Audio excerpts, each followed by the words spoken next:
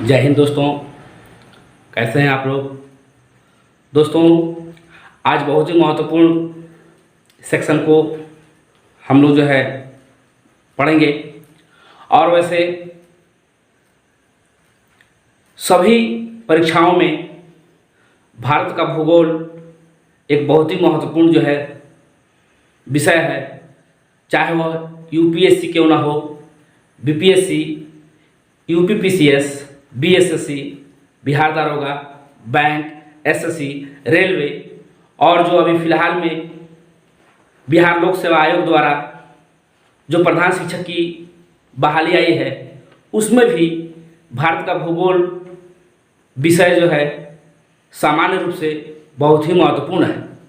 तो दोस्तों, जो लोग मेरे चैनल पर अगर नए होंगे तो उनसे मेरा रिक्वेस्ट है कि आप लोग मेरे चैनल को सब्सक्राइब कीजिए, लाइक कीजिए और शेयर कीजिए। दोस्तों, आपके लाइक करने में आपको कुछ नहीं जाता है, लेकिन उसी लाइक के चलते मेरा मनोबल बढ़ेगा और मैं और अच्छा द बेस्ट करने की कोशिश करूँगा।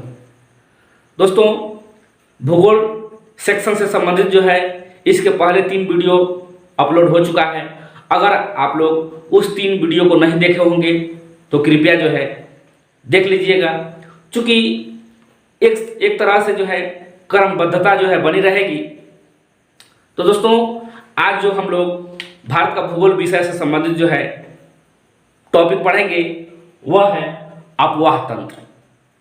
पहले मैं इसके पूर्व जो भी 3 वीडियो अपलोड हुए हैं उनके बारे में थोड़ा सा रिव्यू आप लोगों को दे दूं।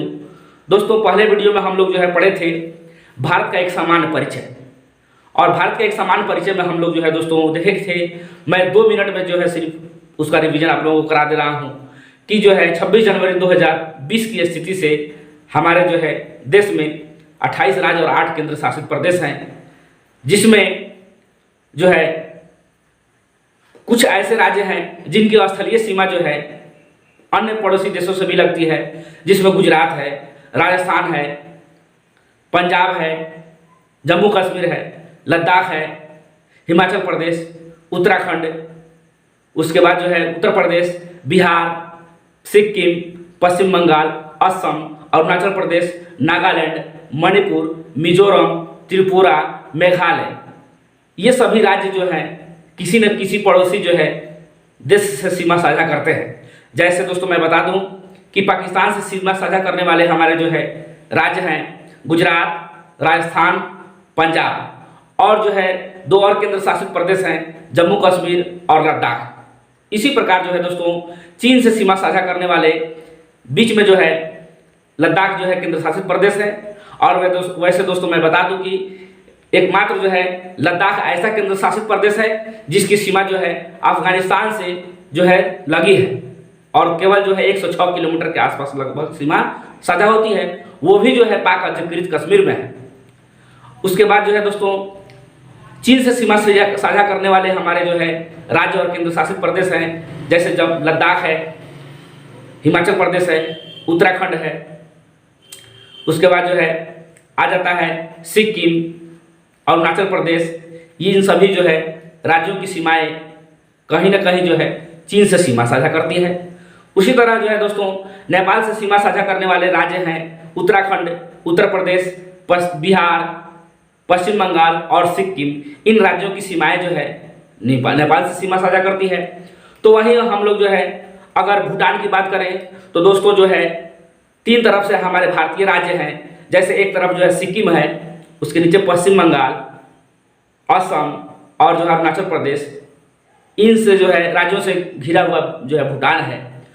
तो वहीं दोस्तों म्यांमार से सीमा साझा करने वाले हमारे राज्य हैं अरुणाचल प्रदेश, नागालैंड, मणिपुर और मिजोरम। तो वहीं दोस्तों पश्चिम बंगाल जो हमारा पड़ोसी देश है, पश्चिम बंगाल से सीमा साझा करने वाले राज्य हैं जैसे बांग्लादेश से सीमा साझा करने वाले दोस्तों हमारे राज्य हैं पश्चिम बंगाल, असम, मेघालय, त्रिपुरा, मिजोरम। इन राज्यों की सीमाएं दोस्तों बांग्लादेश से लगती है।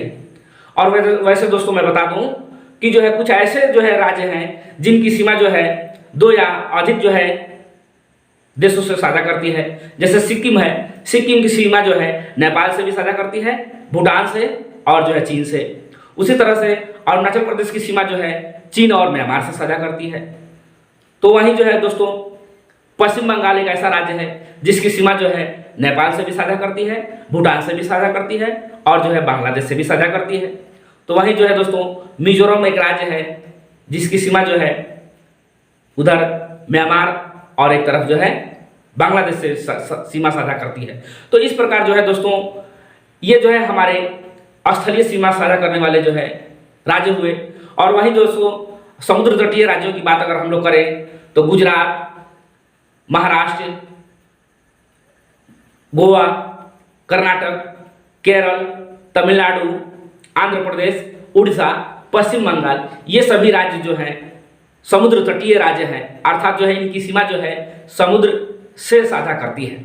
तो इस प्रकार जो है दोस्तों अभी हम लोग जाने जो है कौन कौन से जो है राज्य। इसी तरह से जो है हम लोग देखे थे कि जो है कर्क रेखा पर कौन कौन से राज्य स्थित हैं। तो कर्क रेखा पर हम लोग देखे थे कि गुजरात, राजस्थान, मध्य प्रदेश, छत्तीसगढ़, झारखंड, पश्चिम बंगाल, त्रिपुरा और मिजोरम, इन जो है 8 राज्यों से जो है कर्क रेखा गुजरती थी। इस प्रकार जो है बहुत सारी जो है बातों को हम लोग जो है दोस्तों भारत एक सामान्य परिचय में समझे, जिसमें मैं 2-3 मिनट में कुछ जो है उसका रिव्यू आप लोगों को जो है किया। लेकिन जो है पूरा रिव्यू करना पॉसिबल नहीं है, वीडियो बहुत ज़्यादा लंबा हो सकता है। इसी में जो है कुछ आप लोग भी अपने स्तर से जो है देखिएगा। और वैसे दोस्तों मैं बता दूं कि भूगोल विषय से संबंधित जो है जब पहला वीडियो मैं अपलोड किया था उसी समय बता दिया था कि क्योंकि भूगोल विषय एक ऐसा विषय है जिसमें ज़्यादातर जो है हम मानचित्र का, नक्शा का प्रयोग करते हैं। तो दोस्तों अगर जो है अब तक आप लोग जो है एटलस नहीं लिए होंगे तो कृपया जो है आप लोग एटलस लेकर और जो है अपनी एक संपूर्ण समझ जो है बनाइए। और खास करके मैं यह भी सलाह दिया था कि आप लोग जहां बैठते होंगे जो स्टडी रूम होगा उस जो है रूम में कम से कम जो है एक बिहार का मानचित्र, एक जो है भारत का मानचित्र और जो है एक विश्व का मानचित्र जरूर जो है दीवार पर चिपका दीजिएगा और बार बार जो है उसको देखते रहिएगा। वही देखते देखते जो है एक संपूर्ण समझ जो बन सकती है। जिस प्रकार मैं अभी जो है बाउंड्री पर जितने भी राज्य हैं उन राज्यों का नाम बताया हूँ, वैसे आप लोग भी बता सकते हैं। यह भी बताया जा सकता है जो दोस्तों कि जो है कुछ ऐसे राज्य हैं जो है भू आबद्ध हैं, अर्थात जो है जिसकी सीमा जो है न किसी दूसरे देश से लगती है और न समुद्र के तट पर स्थित है। जैसे हरियाणा है, झारखंड है, मध्य प्रदेश है, छत्तीसगढ़ है, तेलंगाना है। इन जो है राज्यों की सीमा जो है न किसी जो है पड़ोसी देश से साझा करती है और न ही जो है ये समुद्र तटीय राज्य हैं, अर्थात जो है यह स्थलबद्ध राज्य है। और वैसे दोस्तों मैं बता दूं कि उत्तर प्रदेश एक ऐसा राज्य है जिसकी सीमा जो है सर्वाधिक राज्यों से साझा करती है। तो इस प्रकार जो है दोस्तों हम लोग सामान्य परिचय के बारे में जाने थे। अक्षांशीय विस्तार, देशांतरीय विस्तार, लंबाई, चौड़ाई, बहुत सारी जो है बातों को हम लोग जाने। लेकिन जो है दोस्तों दूसरे वीडियो में हम लोग देखे भारत की भूगर्भिक संरचना के बारे में और जो है इसी प्रकार जो है तीसरे वीडियो में हम लोग जो है देखे थे दोस्तों भारत के भू आकृतिक प्रदेश। तो दोस्तों हम लोग भारत के भू आकृतिक प्रदेशों को 5 भागों में बांटकर जो है समझे थे। जैसे उत्तर का पर्वतीय क्षेत्र, प्रायद्वीपीय जो है प्रायद्वीपीय पठार, उत्तर भारत का विशाल मैदान, तटवर्ती मैदान जैसे पूर्वी घाट और पश्चिमी घाट जो है पर जो स्थित मैदान है उनके बारे में हम लोग जाने। और द्वीपीय भाग जो है चूंकि हम जानते हैं कि हमारे जो 2 केंद्र शासित जो है प्रदेश हैं जैसे अंडमान निकोबार द्वीप समूह और लक्षद्वीप। अंडमान निकोबार द्वीप समूह जो है दोस्तों बंगाल की खाड़ी में स्थित है, वहीं जो है लक्षद्वीप जो है जो है अरब सागर में स्थित है, जो एक परवाल भित्ति द्वीप है, परवाल निर्मित द्वीप है। तो इस प्रकार जो है दोस्तों आज यह हमारा जो है भूगोल सेक्शन से संबंधित जो है चौथा वीडियो है। और चौथा वीडियो में जो है आज का शीर्षक है दोस्तों अपवाह तंत्र। और मैं जो है दोस्तों एक बार फिर से आप लोगों को दावे के साथ कह रहा हूं कि इसके पहले भी मैं सलाह दे दिया हूं, चाहे जो किसी भी परीक्षा की आप लोग तैयारी कीजिए, एक किसी भी बुक को फॉलो कीजिए और उसके बाद जो है बाकी मेरे ऊपर छोड़ दीजिए। मुझसे जहां तक होगा हर संभव मैं जो है आप लोगों को हेल्प करते रहूंगा। तो सबसे पहले मैं दोस्तों यहाँ अपवाह तंत्र होता क्या है, किसे कहते हैं। तो अपवाह तंत्र से तात्पर्य है किसी क्षेत्र की जल प्रवाह प्रणाली से किसी क्षेत्र की जल प्रवाह प्रणाली से है, अर्थात किसी क्षेत्र के जल को कौन सी नदियां बहाकर ले जाती हैं। इस प्रकार एक निश्चित वाहिकाओं के माध्यम से हो रहे जल प्रवाह को अपवाह तथा इन वाहिकाओं द्वारा जल का जो है जाल को जो है, इन वाहिकाओं के जाल को जो है दोस्तों अपवाह तंत्र कहा जाता है। दोस्तों वैसे मैं बता दूं कि किसी भी क्षेत्र का अपवाह तंत्र वहां की भूवैज्ञानिक समयावधि, चट्टानों की प्रकृति एवं संरचना, स्थलाकृति, ढाल, बहते जल की मात्रा एवं बहाव की अवधि पर निर्भर करता है। दोस्तों यहाँ हम लोग देखें जो है अपवाह तंत्र जो है। इसके बाद जो है हम लोग जो है देखेंगे भारत की नदियां। तो जो है दोस्तों यहाँ जो है भारत की नदियों के बारे में हम लोग देखें तो सबसे पहले मैं नदी के बारे में आप लोगों को बता दूं कि जो है नदियां जहां से निकलती है और जो है जहां जाकर जो है गिरती है, तो जो है नदियां जहां से निकलती है उसको जो है उद्गम स्थल कहा जाता है। क्या कहा जाता है दोस्तों? उद्गम स्थल कहा जाता है। और नदियां जो है जहां जाकर जो है मिलती है, अर्थात जो है अगर छोटी नदी कोई जो है बड़ी नदी में जाकर मिलती है या जो है बड़ी नदी जाकर जो है सागर में या महासागर में मिलती है, तो जो है जहां जाकर जो है वह किसी अन्य जो है नदी में या जो है सागर या महासागर में मिलती है तो उसको जो है हम मुहाना कहते हैं। क्या कहते हैं दोस्तों? मुहाना। और जहां से जो है नदी पैदा होती है उसको हम जो है उद्गम स्थल कहते हैं। तो जो है और जो है इस बीच में जो ये क्षेत्र होता है यह किसी भी नदी का जो है दोस्तों यह जीवन काल कहलाता है। किसी भी नदी का जो है दोस्तों यह जीवन काल कहलाता है। अब जो है दोस्तों इसके बाद मैं नदी के बारे में थोड़ी सी बता दूं। जो है दोस्तों नदियां जहां से जो है निकलती है तो वह जो है जब युवा अवस्था में होती है तो वह अप्रदन करती है। वह क्या करती है दोस्तों? युवा अवस्था में अप्रदन करती है और अप्रदन करते हुए वह जो है अपने साथ जो है गाद को बहा ले जाती है। तो नदियां जो प्रौढ़ा अवस्था में पहुंचती है तो वह परिवहन का कार्य करती है। और जब नदियां जो है वृद्धावस्था में जाती है तो वह जो है निक्षेपण का कार्य करती है, अर्थात जो है वह बिछाने का, अपने अंदर जो गाद होता है उसको वह बिछाने का कार्य करती है। अर्थात जो है जब नदियां धीरे धीरे जाकर जब जो है मुहाने के पास जाती है तो वह जो है अपने अंदर जितने भी निक्षेप होता है उसको बिछा देती है, जितने भी गाद होता है उसको बिछा देती है। तो इस प्रकार जो है दोस्तों यहाँ नदी का एक कॉन्सेप्ट हुआ, नदी का मुहाना, नदी का जो है उद्गम स्थल और नदी का जीवन काल के बारे में हम लोग जाने। तो वैसे दोस्तों हमारे भारत की नदियों को जो है मुख्य रूप से दो भागों में बांटा जाता है। एक जो है हिमालय की नदियां और दूसरी जो है प्रायद्वीपीय नदियां। तो जो है दोस्तों हिमालय की नदियां जो है के बारे में हम लोग देखेंगे। दोस्तों भारत की नदियों के बारे में हम लोग जो है पहले जान लें। तो भारत की नदियों को जो है हमारा भारत जो है नदियों का देश है। भारत के आर्थिक विकास में नदियों का महत्वपूर्ण योगदान रहा है। दोस्तों नदियां जो है यहाँ प्राचीन काल से ही मानव की जीविकोपार्जन का साधन रही है। क्योंकि हम लोग जो है ऋग्वैदिक कालीन जो है प्रमुख नदियों के बारे में देखें और जो है दोस्तों बहुत सारे जो है सभ्यताओं का विकास जो है न किसी जो है नदी घाटी के किनारे ही विकसित होता है। ये जो है हम लोग इतिहास में अवगत है। तो जो है दोस्तों हमारे देश में जो है लगभग 4000 से भी अधिक जो है छोटी बड़ी नदियां हैं, जिनमें जो है 23 बृहद एवं 200 लघु जो है नदी द्रोणियां हैं। ये जो है बड़ी नदियों के जल ग्रहण क्षेत्र को जो है दोस्तों नदी द्रोणी कहा जाता है। और जो है जहां जल संभर एक ऐसा जगह होता है जहां प्राकृतिक जो है इकाई होता है, जहां वर्षा के जल का संग्रहण एवं श्रावण होता है।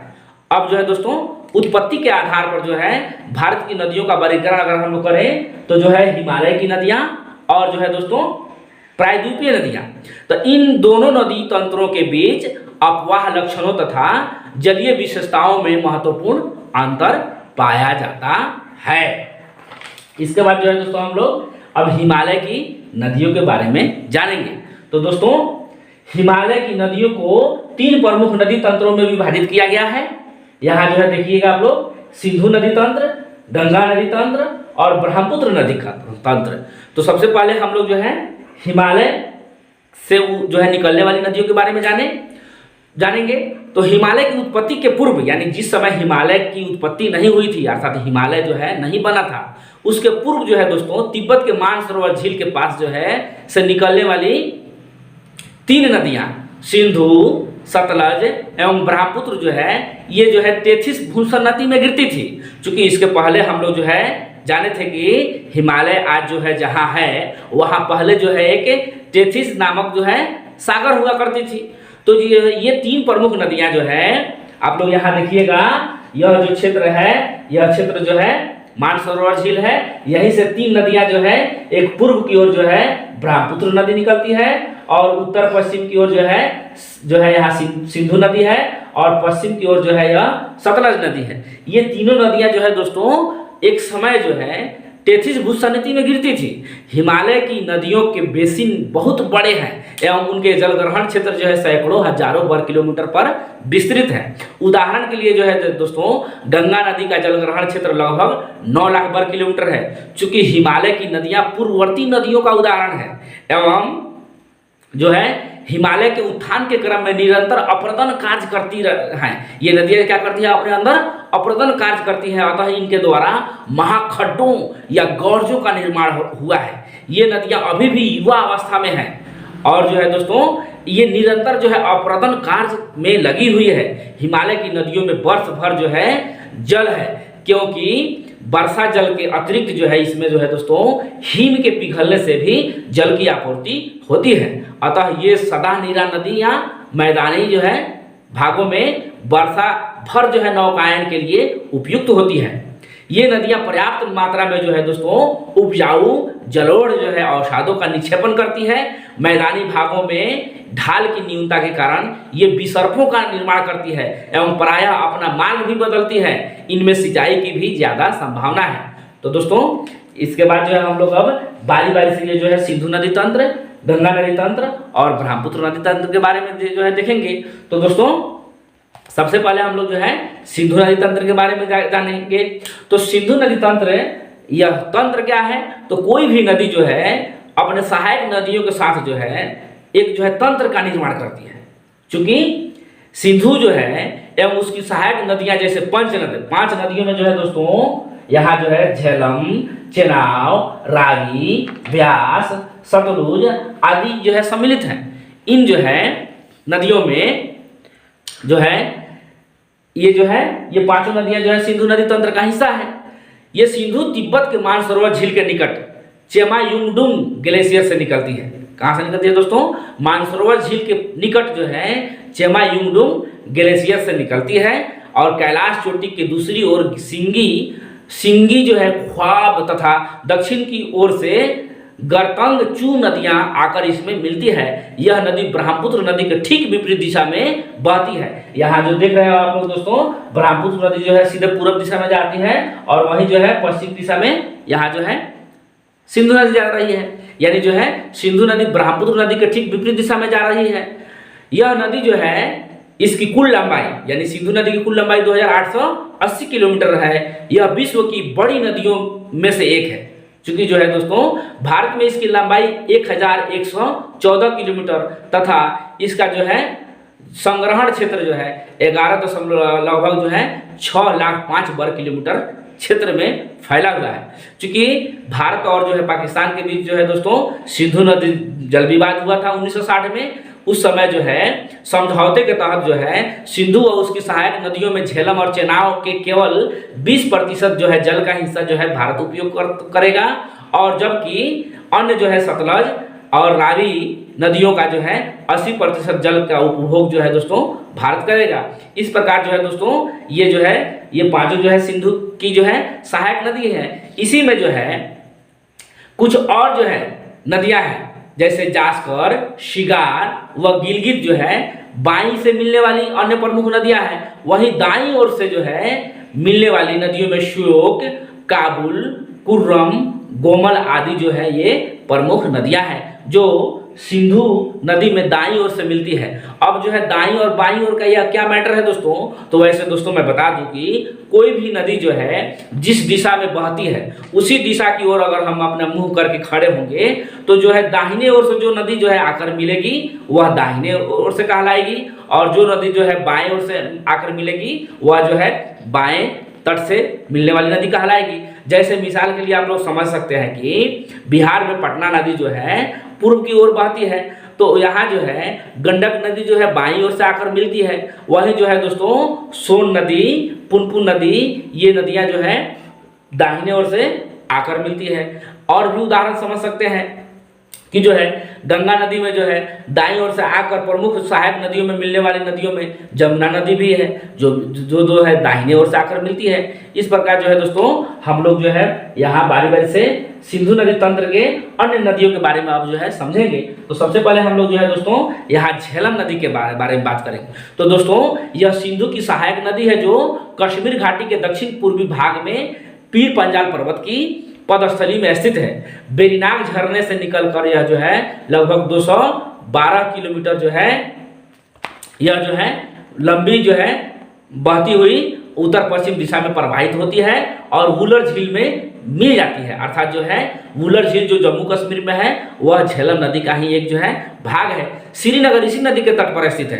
कभी कभी यह भी पूछा जाता है दोस्तों प्रमुख नदी और उसके तट पर स्थित जो है शहर के बारे में, तो श्रीनगर जो है झेलम नदी के तट पर स्थित है। यह पुनः आगे बढ़कर जो है मुजफ्फराबाद से मंगला तक भारत पाक सीमा के लगभग जो है समानांतर प्रवाहित होती हुई जाकर जो है यह सिंधु में मिल जाती है। इसके बाद जो है दोस्तों हम लोग चेनाब नदी के बारे में बात करेंगे। तो चेनाब को जो है दोस्तों ऋग्वैदिक काल में जो है आस्किनी के नाम से जाना जाता है। तो यह सिंधु नदी की विशाल सहायक नदी है जो हिमाचल प्रदेश में चंद्रभागा कहलाती है।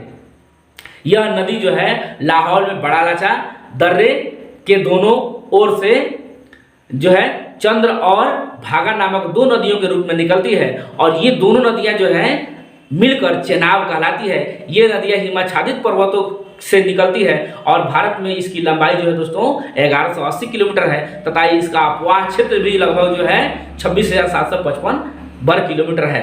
तो वहीं जो है तीसरी प्रमुख जो है इसकी सहायक नदी है दोस्तों रावी।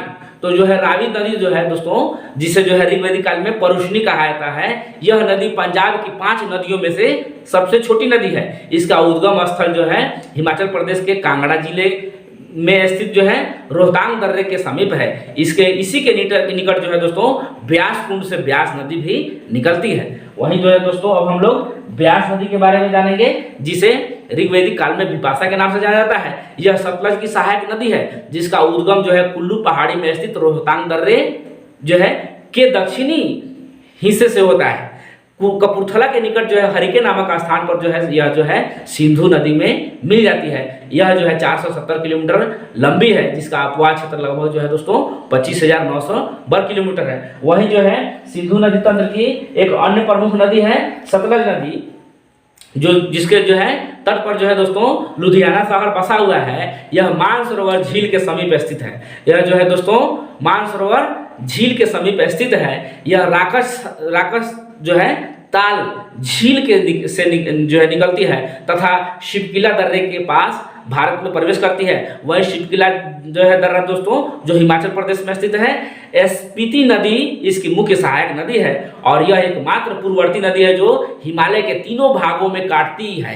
यानी ये भी प्रश्न पूछा गया है दोस्तों कि वह एकमात्र नदी जो कौन है जो हिमालय के तीनों जो है भागों को काटती हुई भारत में प्रवेश करती है हिमाचल प्रदेश में, तो वह यही सतलज नदी है दोस्तों।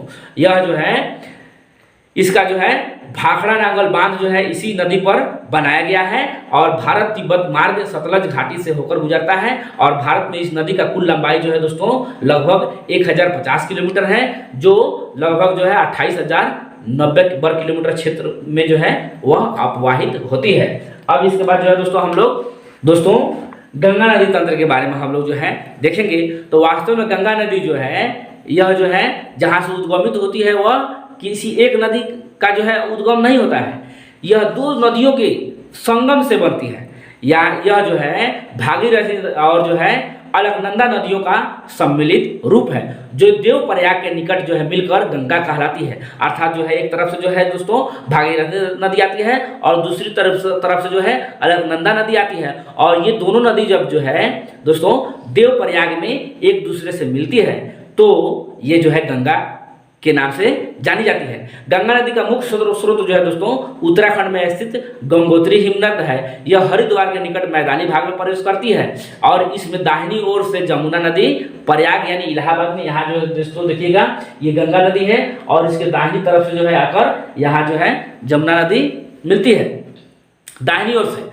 और जो है गंगा के बाएं तट के मुख्य सहायक नदियों में जो है दोस्तों पश्चिम से पूर्व की अगर हम बात करें तो जो है रामगंगा, गोमती, घाघरा, गंडक, कोसी, बूढ़ी गंडक, बागमती, महानंदा, ये सभी जो है गंगा नदी की जो है बाएं ओर से आकर मिलने वाली नदियों में प्रमुख है।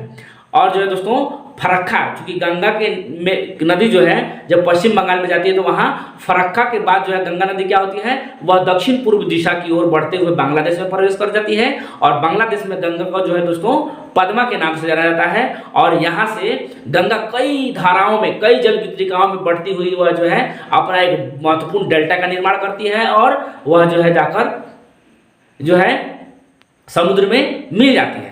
इस हिस्से में यह भागीरथी हुगली के नाम से जानी जाती है, क्योंकि जो है दोस्तों यह जो है पावना से पूर्व गोलकुंडा के पास जो है ब्रह्मपुत्र जो है नदी से मिलती है और जो है जब यह ब्रह्मपुत्र नदी से मिलती है तो वहाँ जो है इस संयुक्त जलधारा को जो है पद्मा के नाम से जाना जाता है। यह भी प्रश्न पूछा गया है कि गंगा और जो है ब्रह्मपुत्र नदियों के संयुक्त जलधारा को किस नाम से जाना जाता है दोस्तों, तो जो है वह पद्मा के नाम से जाना जाता है। और जो है ये गंगा ब्रह्मपुत्र का डेल्टा विश्व का सबसे बड़ा डेल्टा माना जाता है, जिसका विस्तार हुगली और मेघना नदियों के बीच में स्थित है और डेल्टा का समुद्री भाग जो है घने वनों से ढका है। सुंदरी वृक्ष की अधिकता के कारण जो है दोस्तों इसे सुंदरवन कहा जाता है और सुंदरवन जो है भारत के किस जो है राज्य में है तो पश्चिम बंगाल राज्य में पड़ते हैं। तो दोस्तों अब जो है हम लोग यहाँ जो है गंगा नदी तंत्र के जितने भी नदियाँ हैं उनको थोड़ा सा ओवरव्यू जो है देते हुए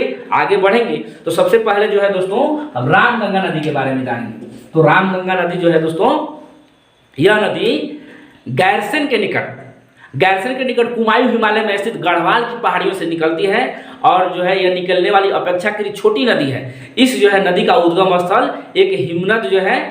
एक जो है दोस्तों हिमनद है, इसलिए इस नदी में वर्षा ऋतु एवं शीत ऋतु में पानी की मात्रा जो है बहुत अधिक जो है होती है। और जो है शिवालिक को पार करने के बाद यह नदी जो है अपना मार्ग जो है दक्षिण पश्चिम दिशा की ओर जो है बहाती है। इसके बाद जो है दोस्तों हम लोग शारदा नदी, जिसे सरयू नदी के नाम से भी जाना जाता है, इसके बारे में हम लोग जानेंगे दोस्तों। तो यह नदी नेपाल में जो है हिमालय में स्थित मिलाम हिमनद से गोरी गंगा नाम से निकलती है, जो भारत नेपाल सीमा पर काली नदी के नाम से जानी जाती है। यह उत्तर प्रदेश में बाराबंकी जिले में जब यह जो है प्रवेश करती है तो दोस्तों यह घाघरा नदी में मिल जाती है और इसे जो है चौक के नाम से भी जाना जाता है। इसके बाद जो है हम लोग गंडक नदी के बारे में जानेंगे दोस्तों। तो यह गंडक नदी जो है दोस्तों बिहार की प्रमुख नदियों में से एक है। गंडक नदी दोस्तों बिहार की प्रमुख नदियों में से एक है। यह जो है धौलागिरी व एवरेस्ट पर्वत के मध्य नेपाल हिमालय से निकलती है। यह नेपाल के मध्य भाग का जल बहाकर लाती है, जो बिहार के चंपारण जिले में, यानी जो दोस्तों बिहार के चंपारण जिले में गंगा के मैदान में प्रवेश करती है एवं पटना के निकट सोनपुर में गंगा से मिल जाती है। यह नदी अपने मार्ग परिवर्तन के लिए प्रसिद्ध है। इसकी कुल लंबाई जो है दोस्तों 425 किलोमीटर है तथा इसका अपवाह जो है लगभग 48,500 वर्ग किलोमीटर है। और जो है दोस्तों इस गंडक नदी को जो है नेपाल में नारायणी के नाम से जाना जाता है और इस नदी में जो है गोल गोल जो पत्थर मिलते हैं उसे हम शालिग्राम के नाम से भी जानते हैं। इसके बाद हम लोग कोसी नदी के बारे में जानेंगे दोस्तों। तो कोसी नदी यह गंगा की सबसे बड़ी सहायक नदियों में से एक है, जो एक पूर्ववर्ती नदी है। यह 7 नदियों का जो है मिलकर यह जो है 7 नदियों से जो है दोस्तों मिलकर बनती है और इसकी मुख्य धारा अरुण एवरेस्ट पर्वत के उत्तर में तिब्बत के से निकलती है। नेपाल में जो है दोस्तों मध्य हिमालय को पार करती हुई जब जो है यह पश्चिम की ओर से इसमें सुन कोसी तथा पूर्व की ओर से तमुर कोसी आकर मिलती है। यहाँ जो है दोस्तों देख रहे होंगे, यही कोसी नदी को जो है भौगोलिक रूप से दर्शाया गया है। और इसमें जो है अरुण से मिलने के बाद यह सप्तकोशी बन जाती है। यह नदी 730 किलोमीटर लंबी है तथा इसका अपवाह क्षेत्र लगभग 46,900 वर्ग किलोमीटर है और इसमें 21,500 वर्ग किलोमीटर जो है दोस्तों भारत में है।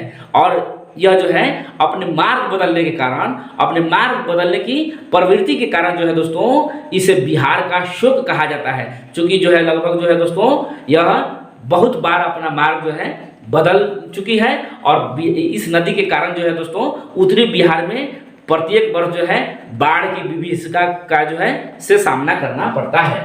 इसके बाद हम लोग जो है महानंदा नदी के बारे में जो है देखेंगे दोस्तों। तो महानंदा नदी जो है यह बिहार में सबसे पूर्व से बाएं तट से आकर मिलने वाली गंगा की जो है प्रमुख नदी है। यह नदी पश्चिम बंगाल में दार्जिलिंग की पहाड़ियों से निकलती है तथा सिलीगुड़ी के समीप जो है तीक्ष्ण वक्र बनाती हुई गंगा में मिल जाती है। भारत में यह जो है गंगा के बाएं एवं उत्तरी तट की अंतिम सहायक नदी है। इससे ब्रह्मदेव के निकट प्रसिद्ध नहर निकाली गई है। एक बार फिर से दोस्तों यह भी पूछा जाएगा कि गंगा में सबसे पूर्व से बाएं तरफ से आकर मिलने वाली कौन सी नदी है, तो यही महानंदा नदी है। इसके बाद हम लोग केन यानी कर्णवती नदी के बारे में जानेंगे दोस्तों। तो यह जो है केन नदी जो है यह मध्य प्रदेश के सतना जिले में स्थित कैमूर की पहाड़ी से निकलती है। क्योंकि हम लोग जो दोस्तों इसके पहले भी जान चुके हैं कि कैमूर पहाड़ी का ही विस्तार जो है बिहार में जो कैमूर की पहाड़ी है जो भभुआ और जो है सासाराम जिले में फैला हुआ है, यह जो है सतना जिले में जो है कैमूर की पहाड़ी से निकलती है केन नदी तथा जो है बांदा के निकट यह यमुना में मिल जाती है। और सोनार व बीवर इसकी प्रमुख सहायक नदियां हैं। इस नदी तट पर जो है चित्रकूट स्थित है। चूंकि यह जो है दोस्तों गंगा नदी तंत्र का भाग है, लेकिन यह जो है केन नदी जो है डायरेक्ट रूप से जो है गंगा में नदी नहीं मिलती है, यह जो है जमुना की सहायक नदी है। उसी तरह जो है दोस्तों यह चंबल भी जो है यह जमुना की सहायक नदी है। अब सोन नदी के बारे में हम लोग जो है दोस्तों जानेंगे। तो सोन नदी जो है यह नदी मध्य प्रदेश में स्थित अमरकंटक के पठार से निकलती है। अमरकंटक के पठार से जो है दोस्तों दो महत्वपूर्ण नदियां निकलती है। वैसे तो 3 नदियां निकलती है, थोड़ी और जो है दक्षिण की ओर जाने पर जो है एक जो है महानदी निकलती है, लेकिन मुख्य रूप से जो है यह जो सोन नदी निकलती है यह उत्तर की ओर प्रवाहित होती हुई आकर गंगा नदी में मिल जाती है। और वहीं जो है अमरकंटक की पहाड़ी से जो है पश्चिम दिशा से जो है एक नर्मदा नदी निकलती है जो जाकर जो है अरब सागर में गिरती है। तो जो है दोस्तों यहाँ हम लोग सोन नदी के बारे में चर्चा करेंगे। तो सोन नदी जो है दोस्तों मध्य प्रदेश में स्थित अमरकंटक के पठार में से जो है इसका उद्गम स्थान है। और यह जो है पटना के समीप जो है गंगा में दाहिने तट से आने जो है आकर मिलती है। यह जो है दोस्तों पठार से जलप्रपातों के क्रम में के रूप में जो है निकलती है और कैमूर श्रेणी से जो है जाकर मिलती है, जो इसकी धारा को जो है उत्तर जो है पूर्व की ओर मोड़ देती है। इसके रेत में सोने के कण पाए जाने के कारण जो है इसे स्वर्ण नदी भी कहा जाता है। और यह जो है दोस्तों इसकी लंबाई 780 किलोमीटर के आसपास है। इसके बाद जो है हम लोग दामोदर नदी के बारे में जो है दोस्तों जानेंगे। तो दामोदर नदी जो है दोस्तों यह पश्चिम बंगाल तथा झारखंड में भ्रंश घाटी में प्रवाहित जो है होने वाली नदी है, जो झारखंड में छोटा नागपुर पठार के जो है पूर्वी भाग से निकलती है और आसनसोल के जो है समीप जो है पश्चिम बंगाल में जो है डेल्टा मैदान में प्रवेश करती है। अंत में रूपनारायण जो है नदी में जल को जो है ग्रहण करती हुई हुगली नदी में मिल जाती है। इसकी कुल लंबाई जो है दोस्तों 541 किलोमीटर है। और जो है दोस्तों दामोदर नदी जो है यह बहुत ही एक जो है जैविक मरुस्थल जो है मरुभूमि के नाम से जानी जाती है। चूंकि दामोदर नदी में जो है बहुत सारा अपशिष्ट जो है मिला रहता है और इस जो है दामोदर नदी को जो है चूंकि पूर्व में इस नदी में अचानक बाढ़ आ जाती थी, इसलिए इसे बंगाल का शोक भी कहा जाता था। जो है दोस्तों भारत में ये जो है प्रमुख कोयला एवं अवरक क्षेत्र जो है इसी घाटी में स्थित है। इसके बाद हम लोग जो है दोस्तों जमुना नदी के बारे में जानेंगे। तो दोस्तों यह जो है गंगा की प्रमुख सहायक नदियों में से एक है और सबसे लंबी सहायक नदी है। यह गंगा की सबसे लंबी और सबसे पश्चिमी सहायक नदी है जो बंदरपूंछ के पश्चिमी ढाल पर स्थित जमुनोत्री हिमालय के से निकलती है। यह गंगा के जो है समानांतर प्रवाहित होती हुई, यहाँ जो है दोस्तों देख रहे होंगे, यह जो है गंगा के समानांतर प्रवाहित होती हुई आकर जो है एक याजू आकृति बनाते हुए जो है यह इलाहाबाद के निकट जो है यानी प्रयागराज में जो है यह गंगा से मिल जाती है। अब जो है दोस्तों यह जो है हिमालय पर्वत में उत्तर की ओर मंसूरी जो है श्रेणी के पीछे इसमें टोंस नदी आकर मिलती है। इसके बाद यह लघु हिमालय की पहाड़ियों को काटकर आगे बढ़ती है, जहां पश्चिम की ओर जो है इसमें गिरी और पूर्व की ओर जो है आसम नदियां आकर जो है इसमें मिलती है। इस जो है जमुना की प्रमुख सहायक जो है नदी है जो दोस्तों चंबल, सिंध, बेतवा, केन तथा टोंस, ये सभी नदियां जो है यह जमुना की सहायक नदी है। ये सभी अरावली श्रेणी, विंध्य श्रेणी तथा मध्य प्रदेश के मालवा जो है पठार से उद्गमित होती है और जमुना की जो है लंबाई जो है दोस्तों 1370 किलोमीटर है। इसके अपवाह जो है क्षेत्र का जो है क्षेत्रफल लगभग जो है 3,59,000 वर्ग किलोमीटर है। इसीलिए जो है दोस्तों गंगा की जो है प्रमुख सहायक नदियों में जो है इसका स्थान आता है। अंत में जो है दोस्तों गंगा नदी तंत्र में जो है हम लोग चंबल नदी के बारे में जानेंगे, क्योंकि चंबल नदी जो है यह जमुना की सहायक नदी है। चंबल नदी जो है दोस्तों यह मध्य प्रदेश के महू के समीप स्थित मालवा पठार से निकलती है, जो पहले उत्तर जो है दिशा में राजस्थान के कोटा तक एक गौर्ज जो है से होकर बहती है, फिर बूंदी, सवाई माधोपुर और धौलपुर से होती हुई अंत में जो है इटावा के समीप जो है, इटावा जिला जो है उत्तर प्रदेश में है जो दोस्तों, इटावा के समीप यमुना से मिल जाती है। यह अपनी उत्खात भूमि के लिए प्रसिद्ध है। जो है दोस्तों उत्खात भूमि को यहाँ बीहड़ कहा जाता है। इसकी संपूर्ण लंबाई जो है 965 किलोमीटर है। राजस्थान की यह एकमात्र सदा जो है नीरा नदी है। इसका पौराणिक नाम जो है चरमावती है। जो है दोस्तों इसमें जो है बनास, मेज, पार्वती, काली, सिंध व छिपरा इसकी जो है सहायक नदियां हैं। अंत में जो है दोस्तों हिमालय की जो है नदी तंत्रों के बारे में हम लोग जान रहे हैं, तो अंत में जो है ब्रह्मपुत्र नदी तंत्र के बारे में जानेंगे दोस्तों। तो ब्रह्मपुत्र नदी तंत्र जो है इसके बारे में हम लोग बहुत थोड़ी सी जो है अपनी समझ बना लेंगे, क्योंकि ब्रह्मपुत्र नदी जो है की कुल लंबाई जो है 2,900 किलोमीटर है। विश्व की सबसे लंबी नदियों में से एक है तथा जल विसर्जन के कुल आयतन की दृष्टि से यह विश्व की 4 बड़ी नदियों में शामिल है। क्योंकि दोस्तों हम लोग जानते हैं कि विश्व की सबसे लंबी जो है नील नदी है, जो अफ्रीकी महादेश में जो है मिस्र देश में बहती है, और जो है चौड़ाई और बहाव की दृष्टि से देखा जाए तो दोस्तों अमेजन नदी विश्व की सबसे बड़ी नदी है, जो दक्षिणी अमेरिकी महादेश में जो बहती है। तो इस प्रकार जो है जल बहाव की दृष्टि से जो है यह ब्रह्मपुत्र नदी जो है विश्व की 4 बड़ी नदियों में शामिल है। इसका अपवाह तंत्र जो है 3 देशों तिब्बत में और भारत व बांग्लादेश में विस्तृत है। तिब्बत जो है दोस्तों चीन द्वारा जो है कब्जा किया हुआ है वह क्षेत्र है। इस जो है ब्रह्मपुत्र नदी का अपवाह क्षेत्र जो है दोस्तों लगभग 5,80,000 वर्ग किलोमीटर क्षेत्र में फैला हुआ है। भारत में यह जो है 1,336 किलोमीटर की लंबाई में प्रवाहित होती है और जो है इसका अपवाह क्षेत्र भारत में 3,40,000 वर्ग किलोमीटर में है। यह कैलाश पर्वत श्रेणी के दक्षिण में मानसरोवर झील के निकट आंगसी ग्लेशियर से निकलती है। कहाँ से दोस्तों? आंगसी ग्लेशियर से निकलती है। इस नदी का बेसिन जो है मानसरोवर झील से मरियन ला दर्रे द्वारा पृथक होता है।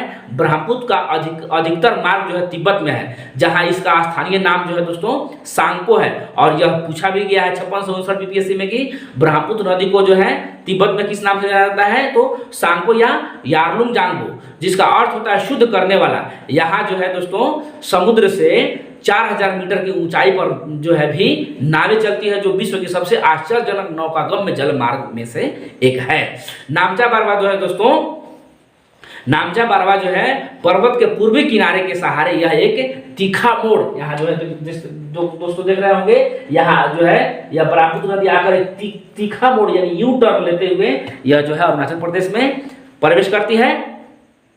यह जो है यू मोड़ लेते हुए और जो है दक्षिण जो है पश्चिम दिशा में मुड़ जाती है और लगभग 5,500 मीटर गहरा कैनियन बनाती है। चूंकि नदी जो है दोस्तों यू आकार की घाटी बनाती है, वी आकार की घाटी बनाती है, आई आकार की घाटी बनाती है, कैनियन बनाती है। तो यहाँ कैनियन बनाती है और अरुणाचल प्रदेश में यह दिहांग कहलाती है। और पासी घाट के निकट जो है दोस्तों, पासी घाट के पास यह जो है दो सहायक नदियों दिबांग और लोहित के मिलने के बाद इसका नाम ब्रह्मपुत्र पड़ता है। यानी तिब्बत में जो है दोस्तों इसको सांगपू कहा जाता है, लेकिन जब जो है यह नदी यू जो है टर्न लेते हुए जब अरुणाचल प्रदेश में जो है प्रवेश करती है और अरुणाचल प्रदेश में जो है दिबांग और लोहित नदी आकर इसमें जो है जब मिलती है तो यह ब्रह्मपुत्र इसका नाम पड़ता है। इसके बाद यह असम जो है घाटी में प्रवेश करती है, जहां कई सहायक नदियों ब्रह्मपुत्र से मिलती है। इसमें सुबनसिरी, जिया, भरेली, धनसिरी, पुथीमारी, पगलादिया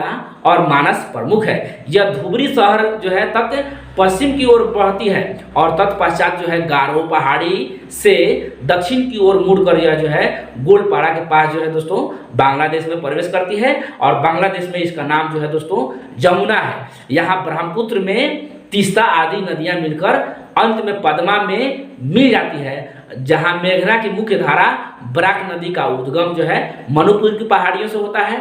इसकी मुख्य सहायक नदियां जो है दोस्तों माकू, तरंग, तुईवई, जीरी, सोनाई, रुकनी, काठाकल, धलेश्वरी, लांचिनी, मदुआ और जाटिंगा, ये सभी जो है इसकी सहायक नदियां हैं। और बराक नदी जो है दोस्तों, बराक नदी बांग्लादेश में तब तक बहती जाती है जब तक भैरव बाजार के निकट जो है गंगा ब्रह्मपुत्र नदी में इसका विलय नहीं हो जाता। असम घाटी में ब्रह्मपुत्र नदी जो है दोस्तों गुम्फित जल जो है मार्ग बनाती है, जिसमें कुछ बड़े नदी द्वीप भी मिलते हैं।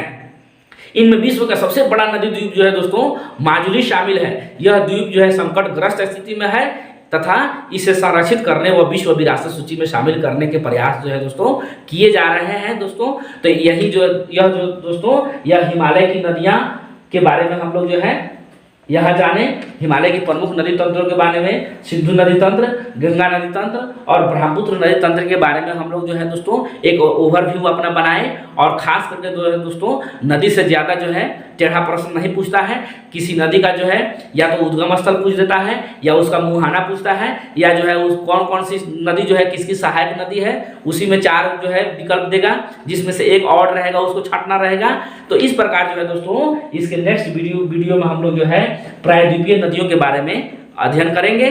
तो दोस्तों एक बार फिर से जो है मैं यह संदेश दूंगा कि अगर आप लोग जो है मेरे वीडियो को जो है सब्सक्राइब नहीं किए हैं तो मेरे जो है चैनल को सब्सक्राइब कर लीजिए, वीडियो को लाइक कीजिए, शेयर कीजिए। और जो है दोस्तों इन्हीं बातों के साथ जो है आज के क्लास को ख़त्म करता हूँ। धन्यवाद।